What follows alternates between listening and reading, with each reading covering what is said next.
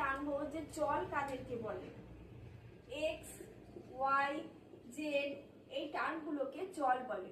এখন যদি আমি এখানে একটা ইকুয়েশন লিখি 2x plus 3y plus 4z is equal to 0, এটাকে কি এক চল বিশিষ্ট সমীকরণ বলবো? না, কারণ এখানে এক্স, ওয়াই, জেড তিনটে আননোন টার্ম রয়েছে, তাই এটাকে আমি তিন চল বিশিষ্ট সমীকরণ বলবো।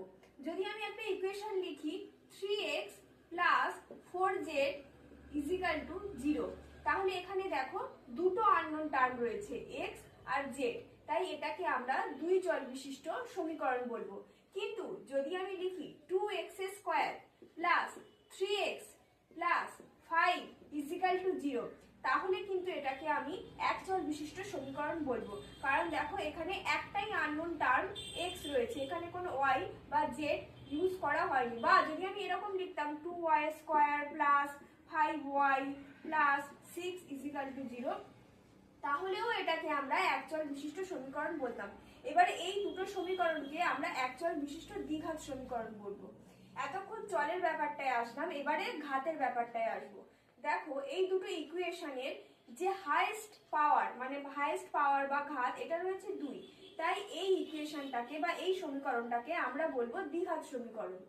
যদি আমরা এরকম লিখতাম 3x cube plus 4x plus 6 is equal to 0, তাহলে কিন্তু এই সমীকরণটার সর্বোচ্চ ঘাত দেখো x এর 3 রয়েছে, তাই এটাকে এই সমীকরণটাকে তিন ঘাত বিশিষ্ট বা ত্রিঘাত বিশিষ্ট সমীকরণ বলবো।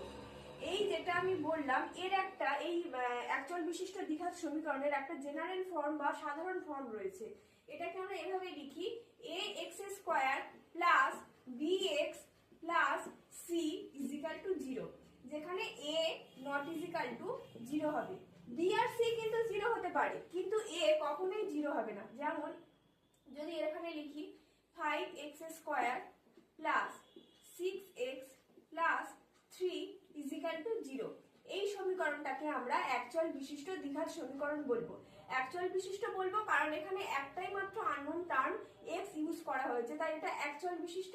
আর দ্বিঘাত সমীকরণ বলবো কারণ এখানে x এর সর্বোচ্চ ঘাত বা পাওয়ার 2 রয়েছে।